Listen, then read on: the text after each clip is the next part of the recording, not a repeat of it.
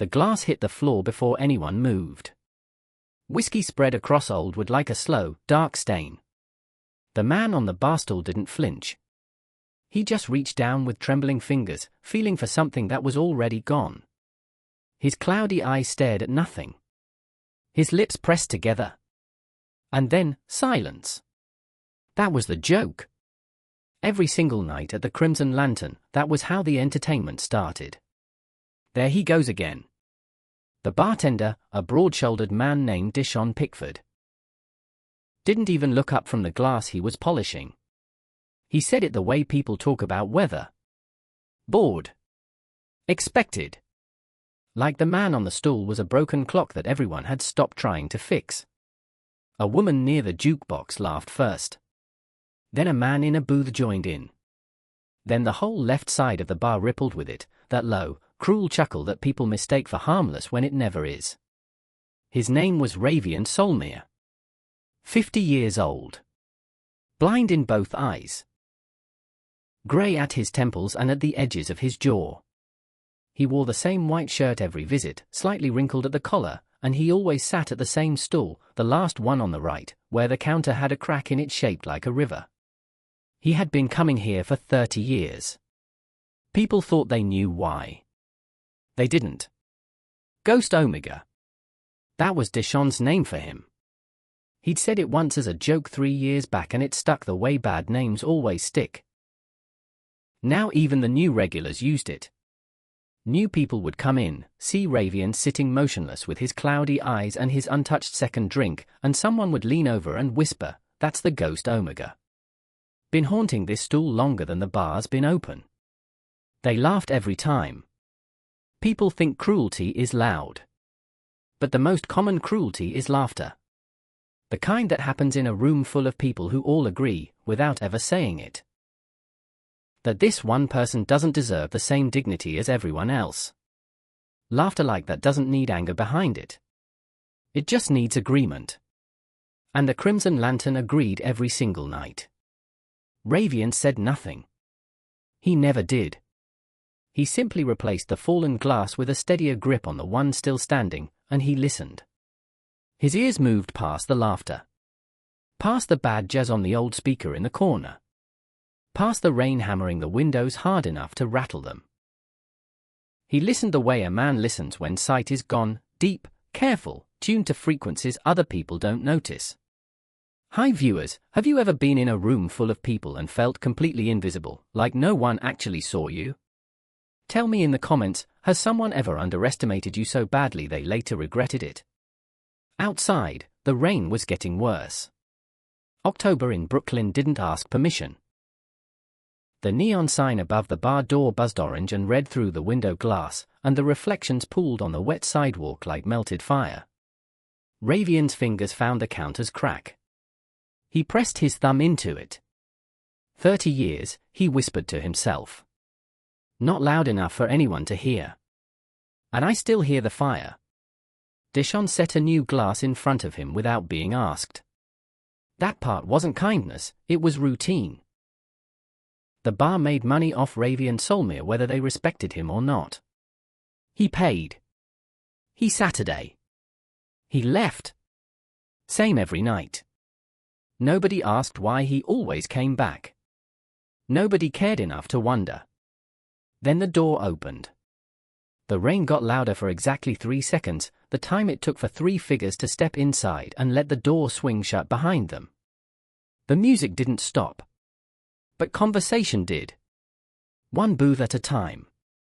Then the bar stools. Then the back tables. The entire room went quiet in the way rooms go quiet when something large and dangerous enters without announcing itself.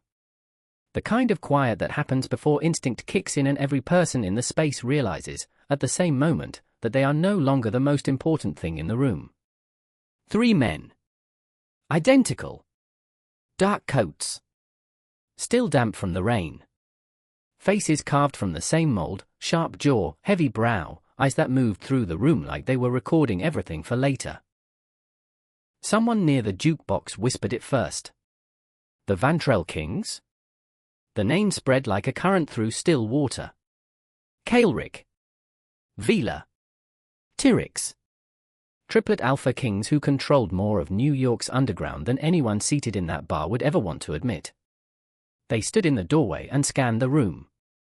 And then, ignoring every single person who had gone rigid with fear, they looked directly at the old blind Omega at the end of the counter. Only at him. Ravian hadn't turned around. But his thumb had stopped moving in the counter's crack. He tilted his head. Just slightly. Like a man who had been waiting for a sound and finally heard it. Power doesn't announce itself. That's the first thing people get wrong. They expect it to arrive with noise. With motorcades and bodyguards and sharp voices giving orders. But real power, the kind that reshapes cities without ever appearing in a newspaper, moves differently. It walks into a room and the room simply changes. Temperature. Posture. The way people breathe. Kael'ric Vantrell moved first. He was the eldest by 4 minutes, and those 4 minutes had defined him his entire life. He was the one who spoke when speaking mattered. Who calculated odds while Vila was still deciding whether to care. Who watched every variable with the same cold interest a scientist might watch a chemical reaction, not detached, not cruel, just precise. Vila moved second. He was the weight in the room. Where Kael'ric thought, Vila enforced. His jaw was set in a permanent line that people rarely tested twice. The rumor in certain circles was that Vila had once ended a negotiation with a single look. Nobody contradicted that story. Mostly because nobody wanted to ask him directly. Tyrix came last. He didn't speak. That was the thing about Tyrix Vantrell, in a room full of people competing to be heard, his silence was the loudest thing present. He observed. Catalogued. Remembered. When Tyrix finally spoke in any situation, it was because the answer was already complete. Together the three of them controlled the Black Spire Syndicate, an empire built across shipping ports, financial networks, private security contracts, and enough political influence to make certain investigations disappear before they began. They were not men who visited neighborhood bars on rainy October nights. Yet here they were. The bartender Dishon had gone completely still. The glass in his hand had stopped moving several seconds ago and he hadn't noticed yet. Around the room, people were quietly considering exits without making it obvious. Kael'ric's eyes moved across the room exactly once. Then landed on the stool at the end of the counter. He spoke quietly to his brothers. That's him. Vila looked at the old man's back. The slight curve of his spine. The white shirt. The steady grip on the glass. That's really him, he said. Not a question. Tyrix said nothing. He was already watching Ravian's hands. Dishon finally found his voice.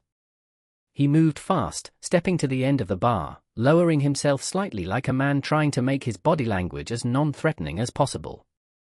Sirs. He kept his voice down. Is there something I can help you with? That man, he's nobody. He comes in every night, he's harmless, he's just. Kael'ric turned his eyes toward Dishon. One look. Dishon stopped speaking mid-sentence and stepped back. Kael'ric returned his gaze to Ravian. We know exactly who he is. The three of them moved through the room toward the far end of the counter. Slowly. No rush in it. The crowd parted without being asked. Chairs scraped. People found reasons to look elsewhere. And Ravian sat completely still. He hadn't turned around. Hadn't shifted. The rain kept hammering the windows. The jazz kept playing. Some old Miles Davis record Dishon never bothered to change. The neon reflections rippled outside. Ravian's thumb pressed into the crack in the counter. The three Alpha Kings stopped directly behind him. Kael'ric studied the back of the old man's head for a moment. The grey at his temples. The slight shake in his left hand. Then Ravian spoke. His voice was low. Unhurried. Like a man who had rehearsed this sentence inside his chest for so long it no longer required any effort to say. You took long enough. The room, what was left of it paying attention, stopped breathing. Kael'ric went still. Vila's eyes narrowed. Tyrix's gaze sharpened for the first time since they'd entered. Because Ravian Solmir was blind. He had no aid. No phone. No one had whispered to him. He had not seen them enter. He had not been told. There was no reason in the world he should have known who was standing behind him. And yet, he did. There was a time when Ravian Solmir's hands didn't shake. A time when those same hands moved through flour and warm dough at 4:30 in the morning with something close to joy.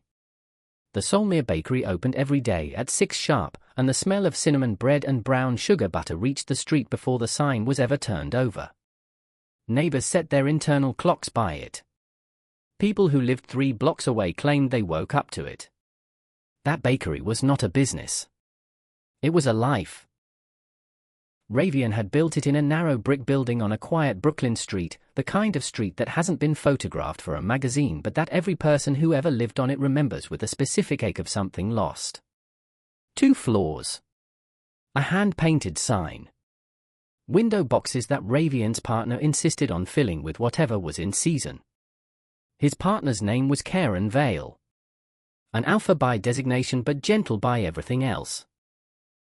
Karen had large quiet hands and a laugh that started slow and built until it became unavoidable, the kind of laugh that pulled laughter out of everyone nearby whether they wanted to give it or not. He wore the same 3 sweaters in rotation and forgot his keys twice a week and burned toast with a frequency that made no sense given that Ravian was a professional baker. You live in a bakery, Ravian told him once, exasperated, pulling another blackened slice from the toaster. How? Karen had simply looked at him with that slow smile and said, because you always fix it. They had adopted a pup 3 years in. A small boy they named Ellison, bright-eyed and loud and obsessed with mixing things that did not belong together. Dough and raisins. Jam and shredded cheese. Whatever flour was left at the end of the day ended up on the floor or on Ellison or sometimes both. The 3 of them were not a dramatic story. That was the thing. Happiness rarely looks dramatic while we live it. It's only in memory that it becomes precious, when we look back and realize what we were holding and understand, too late, how tightly we should have held it. Karen had grown quieter in the months before everything ended. Ravian noticed. He noticed the way Karen checked the locks twice before bed. The way he looked out the back window sometimes when the alley was empty. The way his laugh, when it came, had a thin edge under it like a crack in glass that looks stable until weight is applied. Talk to me, Ravian said one evening after Ellison was asleep. Karen sat with his coffee and stared at the table.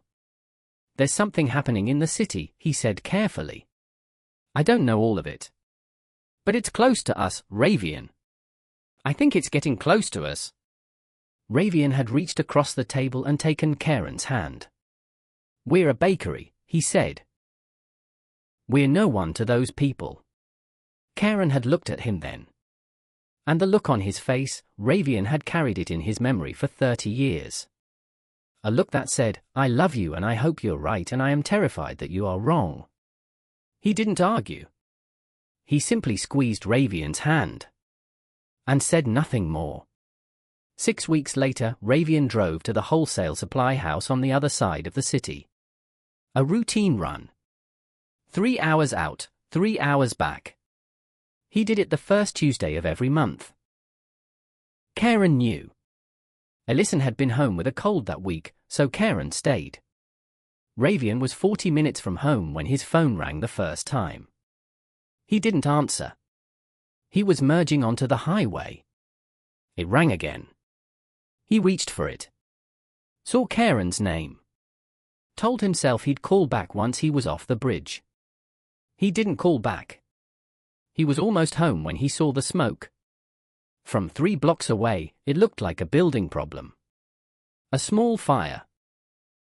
The kind that happens in old Brooklyn buildings with old wiring and old owners who ignore inspection notices. The kind that gets put out and written up and forgotten. Then he turned the corner. And it was not a small fire. The bakery, their bakery, was burning from the inside out. Flames at both windows on the second floor. Smoke black and thick and rolling out of the door. The hand-painted sign was gone. The window boxes were gone. The neighbors were outside on the sidewalk with their hands over their mouths. Ravian left the car in the street with the door open. He ran. He made it through the front door. That was the last thing he saw clearly, the inside of his bakery, orange and black and wrong, the walls he had painted himself lit up like they were made of paper. He saw the staircase. He saw the top of it through the smoke. He screamed Karen's name. He screamed Allison's name. He got to the third step when the ceiling gave. Not the whole ceiling. A section. A beam that had been there since the building went up in 1942 and had never moved and had no reason to move except that fire doesn't negotiate. It came down fast and took part of the wall with it, and the impact threw Ravian backward and down, and the flash, the heat, the light. And then nothing.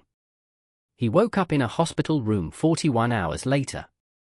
Both eyes bandaged. A nurse speaking to him in a low, careful voice, using the specific tone that medical people use when the news is not recoverable. He lay still and listened. His hands were wrapped. His throat was raw from smoke. And somewhere beneath the pain medication and the bandages and the antiseptic smell, he already knew. He knew before they said it. The police came on the second day. 2 detectives. He heard their shoes on the linoleum. He heard the scratch of a notepad. He heard one of them clear his throat in the way people clear their throats before delivering something they do not want to deliver. Mr. Solmia. The fire originated on the ground floor. We believe it was gang-related crossfire. A dispute in the neighborhood. Wrong place, wrong time. Wrong place. Wrong time.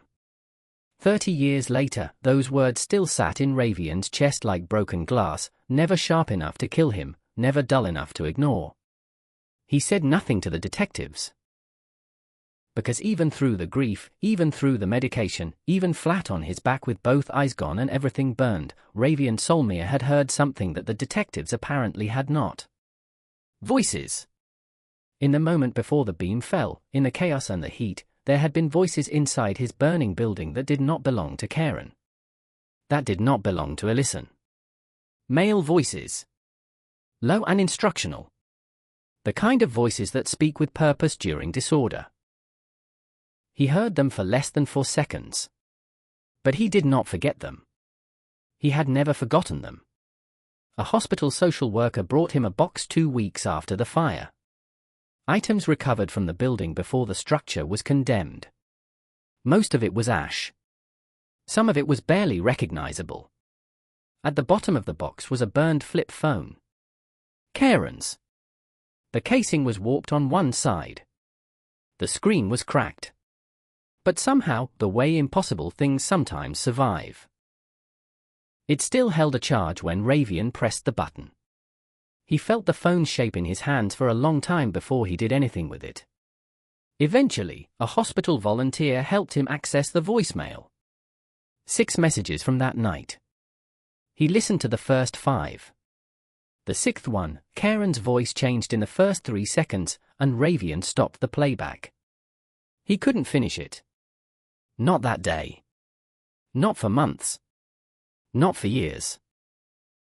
The message sat inside that burned phone like a sealed letter, the kind a person keeps but never opens because opening it makes the thing inside real in a way that cannot be undone.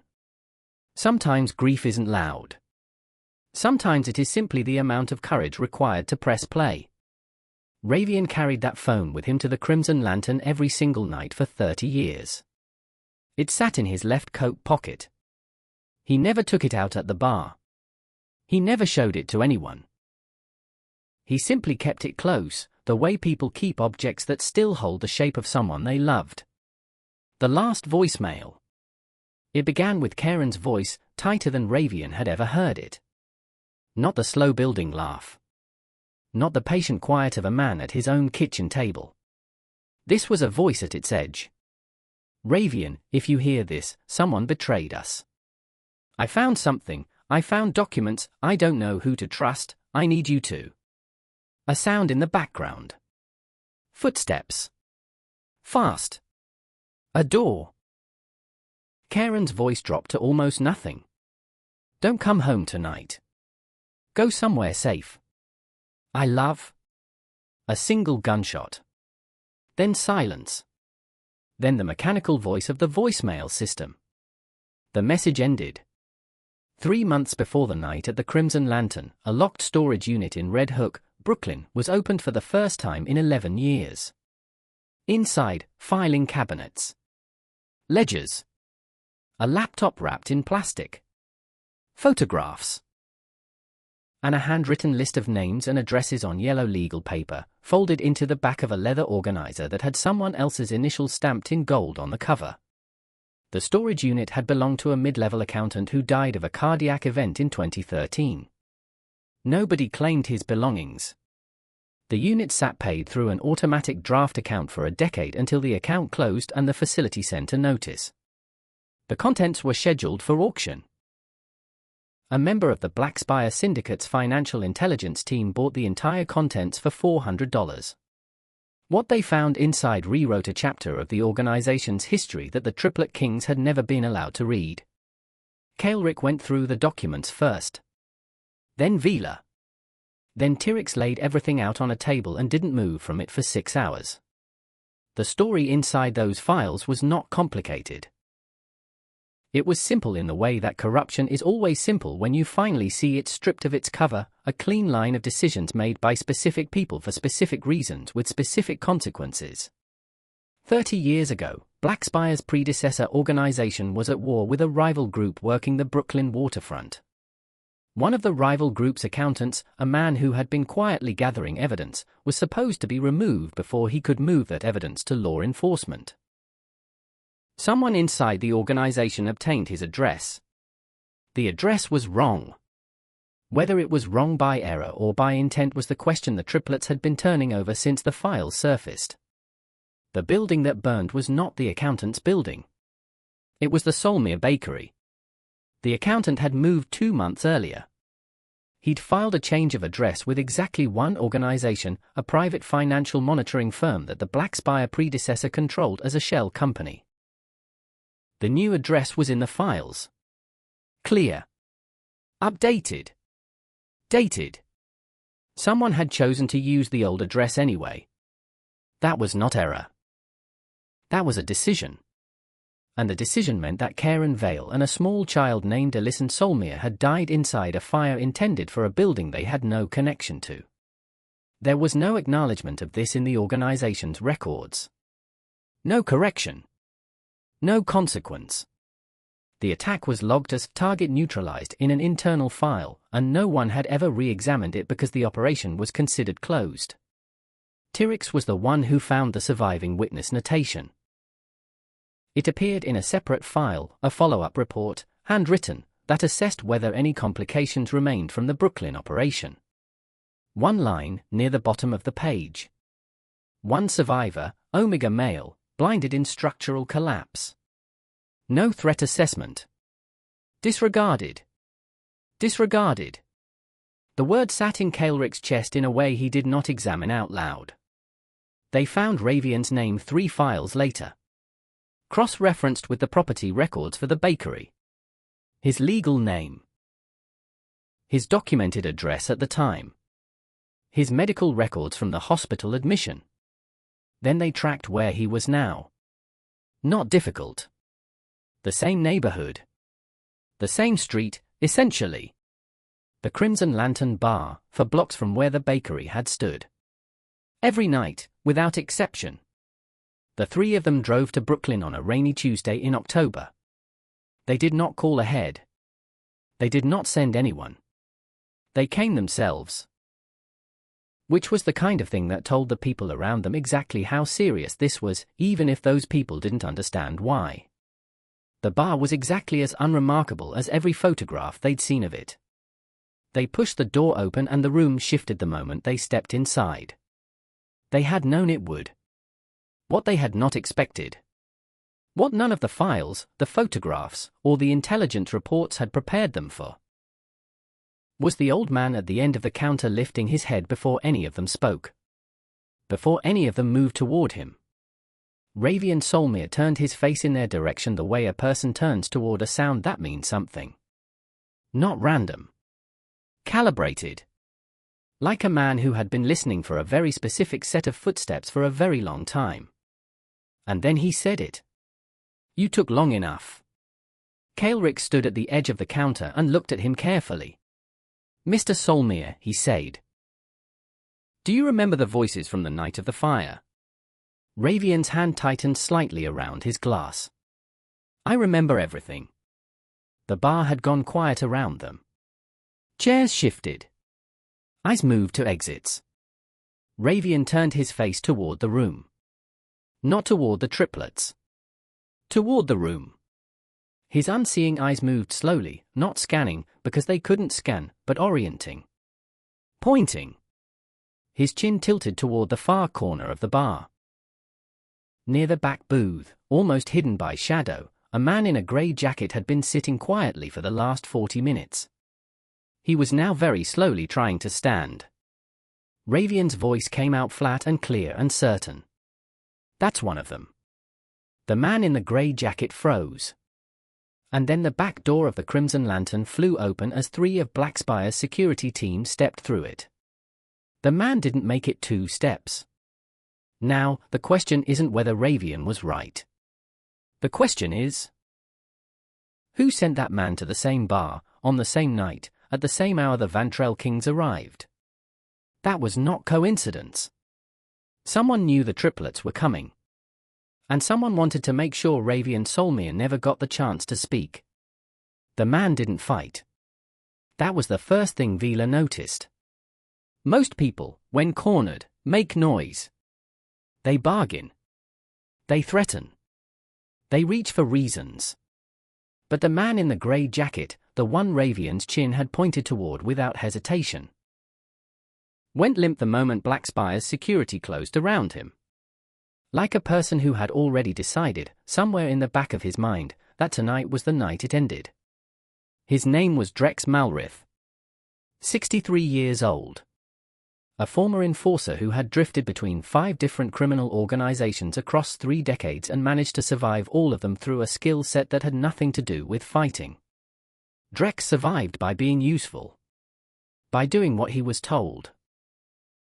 By never asking questions that weren't his to ask. That had worked for 40 years. It stopped working tonight. They took him to a back room of the bar, a storage space, really, smelling of old cardboard and flat beer, and Vila closed the door. Kaelric stood against the wall. Tyrix remained near the entrance with his arms loose at his sides. Drex sat in the only chair. He looked at his hands for a moment. Then looked up. I didn't start the fire, he said. I want that on record. Kaelric looked at him without expression. Tell us what you did do. Drex pulled a slow breath. I drove. I drove the car that took the 3 men to that street. I didn't know about the Omega's family. I was told it was a targeted structure. I was told no one lived above the business floor. He paused. I found out later that was a lie. The room held still. Who told you? Drex's jaw moved. Once. Twice. Valric Thorn. The name landed like something physical. Pause on that. Because Valric Thorn was not a stranger to the Vantrell triplets. He was their godfather. The man who had held Kaelric at his naming ceremony. Who had sat beside their mother at every important meal. Who had guided their first years running Blackspire after their father's death. Who had told them, repeatedly, firmly, with the weight of someone who had earned the right to say it, that the organization's past was clean. Vila's face didn't change. But his hands did. They went very still. Say that name again, he said quietly. Drex looked directly at him. Valric Thorn changed the address. On purpose. The accountant had moved. Thorn knew. He used the old address anyway. He stopped. I don't know why he wanted that building. I only know he did. Kael'ric turned and looked at Tyrix. Tyrix had already pulled out his phone. He was already moving. The three of them had built their entire careers around the assumption that what Valric told them about the organization's history was true. That the legacy they inherited was complicated but not corrupt. That the hard choices their father's generation made had been hard choices, not deliberate ones. 30 years of that assumption. Gone in 40 seconds. Betrayal hurts most when it comes from the people who claim to protect you. Not strangers. Not enemies. The ones who sat at your table and called themselves family. Drek spoke again. Quieter. There was a witness report. Night of the fire. Someone heard voices inside the building that weren't the family. He looked at the floor. That report disappeared within 48 hours of being filed. I always assumed Thorn pulled it. Kael'ric walked back out to the bar. Ravian was still on his stool. Still holding his glass. Kael'ric sat down beside him, not across, not behind. Beside. Like a man sitting with someone he owes something to. The name Valric Thorn, he said. Does it mean anything to you? Ravian was quiet for a moment. The rain kept going outside. Then he said. Karen mentioned that name. Once. 3 days before the fire. He set his glass down. I didn't listen. That sentence, 4 words, landed in the room differently than anything else said that night. Because it wasn't accusation. It was just the truth of a man who had carried the weight of almost listening for 30 years. Kael'ric said nothing for a long moment. Then. He knew. Ravian nodded slowly. He knew. And he tried to warn me. He reached into his left coat pocket. His fingers found the burned flip phone. He held it on the counter between them. And Kael'ric looked at it the way a man looks at evidence he has been searching for without knowing its shape. Chapter 7. Valric Thorn lived in a townhouse on the Upper East Side that took 11 years and 2 renovation contractors to complete.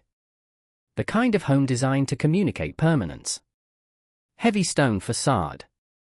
Iron railings polished to a shine. A front door that cost more than most people's cars. He was 71 years old. In good health, by all accounts. Sharp.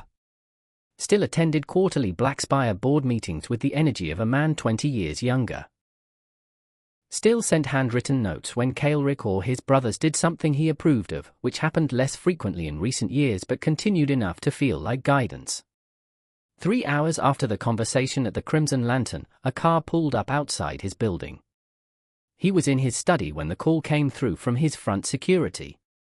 Mr. Thorn. The Vantrell brothers are here. Valric set down his pen. He looked at the clock. It was past midnight. He understood immediately. Not the specifics, not yet. But the timing alone told him something had moved. Something that had been still for 30 years had finally shifted. He came to the door himself. Kael'ric, Vila, and Tyrix stood on his step in the same dark coats, still carrying the rain on their shoulders. Valric looked at them each in turn. Come in, he said. They did not come in. Kael'ric spoke from the step. Solmere Bakery. Brooklyn. 30 years ago. Valric's face went through something. A quick reorganization, like furniture being moved in a dark room. Gone fast. Replaced by the old steady look that had always made him appear reliable. That was a tragic incident, he said. It wasn't an incident, Vila said. Flat. No volume. Just certainty. Valric was quiet. Tyrix spoke for the first time that night. He held up his phone. On the screen, a scanned image of the internal file. The one with the wrong address underlined. The one with Valric's authorization code stamped in the bottom right corner. Valric looked at it for 3 full seconds. Then he looked away. You have to understand the context of that time, he started. No, Kael'ric said. Just that. No. Because sometimes the people we call steady are simply very practiced at explaining decisions that should not have been made. And the explanations are always about context. About what was known then versus now. About how things looked from a certain angle. About how much pressure existed at the time. That is not explanation. That is avoidance dressed in a better coat. What Valric had done, what the files proved, was this: Karen Vale had discovered the shell company that connected Blackspire's predecessor organization to the financial monitoring firm. He had found the evidence while doing routine bookkeeping for a small client. He had recognized names. He had pulled a thread that, if followed, would have exposed a network of illegal financial operations Valric had been running independently for 9 years without the elder Vantrell's knowledge. Karen wasn't a threat. He was a bakery owner who accidentally found the wrong thing. But Valric had decided that accidental witnesses were still witnesses. And witnesses, in his thinking, were problems. So he changed an address. A single digit different on a single line of a single document. And 3 people, Karen, Ellison, and very nearly Ravian, paid for that one-digit decision with everything they had. Kael'ric looked at Valric for a long moment. Karen Vale left a voicemail, he said. The night of the fire. He named you. Valric said nothing. He knew you were coming. He tried to warn his partner. Kael'ric paused. He died protecting information that could have brought you down 30 years ago. And you called it a tragic incident.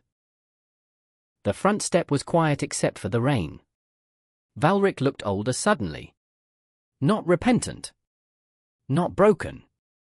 Just older. The way people look when the version of themselves they have been presenting to the world for decades suddenly doesn't have enough room to stand in. What are you going to do? He said. It wasn't really a question. Tyrix answered. Whatever Ravian Solmir decides. Valric blinked. That, he had not expected. And that was the first moment in the entire night that real fear moved across his face. Not fear of the triplets. Fear of the man in the bar. The blind Omega he had disregarded 30 years ago. In a one-line note at the bottom of a follow-up report. No threat assessment. Disregarded. They drove back to Brooklyn. All 3 of them. Ravian hadn't moved from the stool. Dishon had long since stopped pretending to clean anything. The bar had emptied. The last regular slipping out around midnight once it became clear that whatever was happening in the Crimson Lantern tonight was not something casual people should be present for. Now it was just Ravian, his glass, the rain, and the old Miles Davis record turning over and starting again for the 4th time. Kael'ric sat beside him. He told him everything. The files. The shell company. The changed address. Karen's connection to the exposed evidence. Valric's authorization code on the document that sent men to the wrong building on the wrong street. All of it. Ravian listened without interrupting. His face didn't collapse. It didn't harden. It did something more complicated. It shifted the way a landscape shifts in the seconds after an earthquake, when the surface has stopped moving but the shape of everything is different now and the difference has to be processed before the eyes fully accept it. He was quiet for a long time after Kael'ric finished. Karen knew he found something dangerous, Ravian said finally. I thought he was worried about nothing. He stopped. I told him we were too small to matter. He picked up his glass. Set it back down without drinking. He was protecting me. Right up until the end, he was still trying to protect me. That matters. Because Karen Vale, a gentle alpha with 3 sweaters and a broken toaster, had died not because he was brave in the dramatic sense, but because he was decent. Because decency, when it accidentally walks into the middle of something corrupt, becomes a target the moment anyone with power decides it's inconvenient. Kael'ric spoke carefully. Valric is waiting. We told him the decision is yours. Ravian turned toward him. His cloudy eyes didn't focus, but the angle of his face was direct in a way that felt like eye contact. "What do you want to do to him?" Ravian asked. Vila, standing a few feet back, answered first. "Whatever needs to be done." Ravian considered that. "Killing him won't bring my family back." The words came out quiet. Not weak. Not resigned. Just clear. The kind of clarity that only arrives in a person after they have carried grief long enough that the grief has changed shape inside them. "Then what do you want?" Kael'ric asked. Ravian was still for a moment. "I want the truth to be public," he said. "I want the people who run in his circles, the ones who respected him, the ones he ate dinner with, the ones who called him a good man, I want them to know exactly what he is. What he did." He paused. "I want him to live in that. Justice isn't always revenge. Sometimes justice is forcing someone to live with the truth in full view of everyone who ever thought well of them. That's not mercy. That's a specific and considered kind of consequence. The kind where the person doesn't get to disappear into an ending but has to remain present inside the wreckage of their own reputation." Kael'ric nodded once. It took 4 days. Blackspire's legal team moved the financial records to a forensic accounting firm with law enforcement ties. Tyrix coordinated the media timeline personally. He handed documents to 3 separate investigative journalists, each working independently, so the story would break from multiple directions simultaneously and could not be suppressed. Vila handled the internal notification. Every board member, every senior operative, everyone in Blackspire's network who had ever deferred to Valric Thorn's authority or experience or reputation. Every single one of them received the same package. The files. The authorization code. The address. One line at the bottom. No threat assessment. Disregarded. Within 72 hours, Valric Thorn's accounts were frozen by federal order. His board positions were removed. His access to every network he had built over 50 years was gone. He remained in his townhouse. Alone. With the truth. The triplets asked Ravian one question the night it was done. Kael'ric sat beside him again at the Crimson Lantern. Same stool, same crack in the counter, rain again, because October in Brooklyn did not let up easily. "What do you want now?" Ravian held the burned flip phone in both hands. He ran his thumb across the warped casing. He thought about Karen's voice on that last message. He thought about Alisson's laugh. He thought about the smell of cinnamon bread before sunrise. And then he said one word. One word that none of the 3 Alpha Kings had expected. Family. Nobody moved for a moment. Kael'ric looked at his brothers. Vila looked at the counter. Tyrix looked at Ravian. The word had landed in the room the way a heavy object lands in still water, the impact immediate, the ripple slow and wide and impossible to stop once it begins. Family. From a man who had spent 30 years with nothing resembling one. From a man who had been mocked in this bar every single night by people who assumed his silence meant he had nothing left worth saying. He wasn't asking for money. Not protection. Not an apology structured into a legal document. He said family like he meant it, plainly, the way a person states a need they have carried so long it stopped feeling like a request and started feeling like a fact about themselves. Healing feels dangerous when you have survived for a long time by staying broken. Because broken has rules. Broken has a shape you know how to move inside. It hurts but it is familiar. And familiar, even when it costs everything. Feels safer than something new that might be taken away again. Ravian knew this. He had lived inside it for 30 years. The shaking hands. The same bar stool. The same crack in the counter. The burned phone in his pocket. All of it was structure. Painful, yes. But structure. And now 3 men he had never met, men whose families' corruption had destroyed his, were sitting beside him in a rain-soaked bar in Brooklyn asking what he needed. Kael'ric spoke first.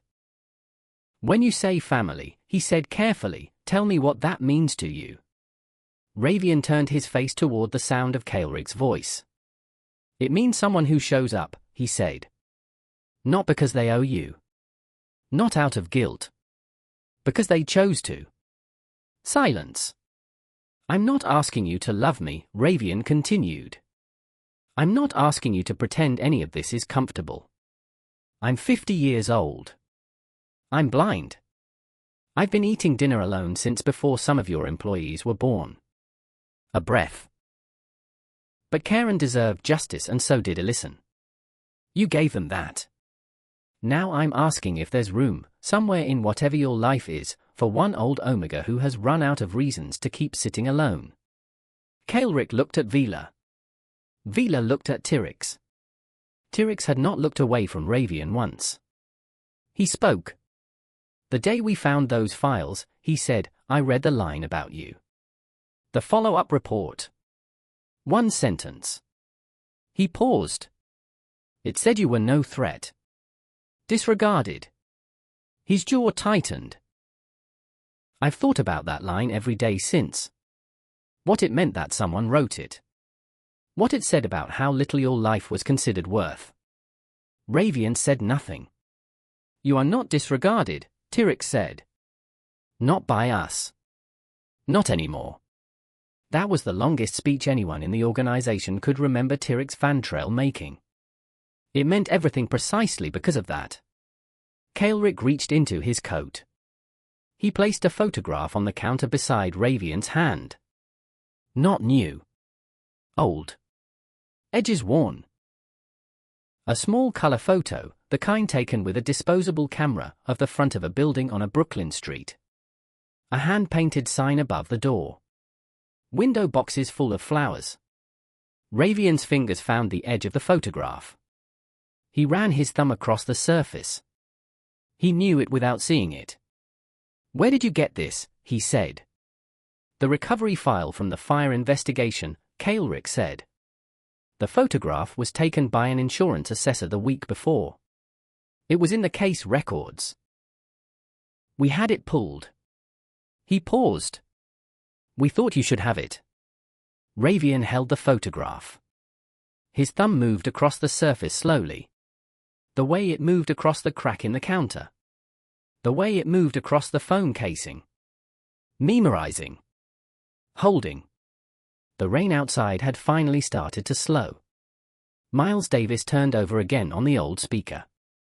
"My partner used to say," Ravian said quietly, "that a home isn't a building. It's a decision people make about each other every day." He stopped. "He said you have to keep choosing it. Otherwise it just becomes a place you sleep." He set the photograph flat on the counter. "I haven't made that decision in 30 years. Kael'ric reached out and placed his hand over Ravian's. Not dramatic. No ceremony to it. Just contact. Present. Deliberate. Then start tomorrow, he said. Ravian asked them one question before they left. His voice was quieter than it had been all night. "Why me? You could have filed a legal report and sent a check. Why come here yourself? Why sit beside me?" Kael'ric was quiet for a moment. Then, "Because our power destroyed your life. And power that only destroys without ever rebuilding is not power worth keeping." He paused. "So we're going to rebuild it. Starting with whatever you need." Ravian sat with that for a long time. The crack in the counter. The burned phone. The photograph. And 3 identical Alpha Kings who had walked through a rain-soaked bar door looking for a witness and found something they hadn't planned for. A man worth choosing. A reason to use their power differently. For the first time in 30 years, Ravian Solmir did not walk out of the Crimson Lantern alone. 6 months later. The street in Brooklyn was the same. Same brick buildings. Same narrow sidewalks. Same way the morning light came down at an angle between the rooflines and hit the pavement in long thin strips. The kind of street that hasn't changed in its bones even when everything on the surface has shifted. But the building on the corner, the one that had been a burned lot, then a fenced property, then a waiting space that nobody wanted to claim, that building had changed. The smell reached the sidewalk first. Cinnamon. Brown sugar. Warm bread. Ravian stood on the sidewalk outside it with his coat open and his hands loose at his sides. He tilted his face upward slightly. Took it in the way he took everything in, through what reached him. Sound and smell and the particular warmth of morning air that carries something alive in it. It had taken 4 months to rebuild. The triplets had not simply written a check. That matters. Because there is a version of this where powerful men with resources sign papers and send contractors and call that restitution. That is not what happened. Kaelric was on site every Thursday. Vila handled the permit process personally, which anyone who has dealt with New York City construction permits understands is its own specific kind of endurance. Tyrek spent 2 weekends sourcing the same kind of hand-painted wooden sign that the original bakery had. He found a craftsman in Red Hook who still worked with that style. He didn't tell Ravian in advance. He just had it installed the night before the opening. When Ravian arrived that first morning and ran his hand along the wood of the new sign, the carved letters of the name, his jaw tightened and he stood there for a long time without speaking. The sign read, Karen's. Just that. One name. The triplet stood behind him and said nothing. Because some moments don't need words and adding any would be taking something away. Inside, the bakery was small and warm and laid out almost exactly as Ravian had described it during the long evenings he'd spent at the kitchen table in the quiet estate outside the city where he now lived. He described it without being asked, just talking, the way people talk when they've been quiet for too long and someone finally creates a space where talking feels safe. The arrangement of the shelves. The position of the window. The way the light should come in from the left side in the morning and the right side in the afternoon. They had listened. Every detail. The bakery opened on a Tuesday. Ravian stood behind the counter. His hands, the same hands that had shaken in the Crimson Lantern for 30 years, moved through flour without trembling. Not because the grief was gone. It wasn't. Some losses never disappear. They don't dissolve or heal clean or become something you can look back at with peace. They stay. They live somewhere low and permanent, the way old injuries live in the body, not always sharp, not always present, but there. Waiting for the right weather. But love, real love, the kind built from decision and showing up and choosing again and again, love can grow around loss. It doesn't replace it. It grows around it the way a tree grows around a wound in its trunk. Incorporating it. Carrying it.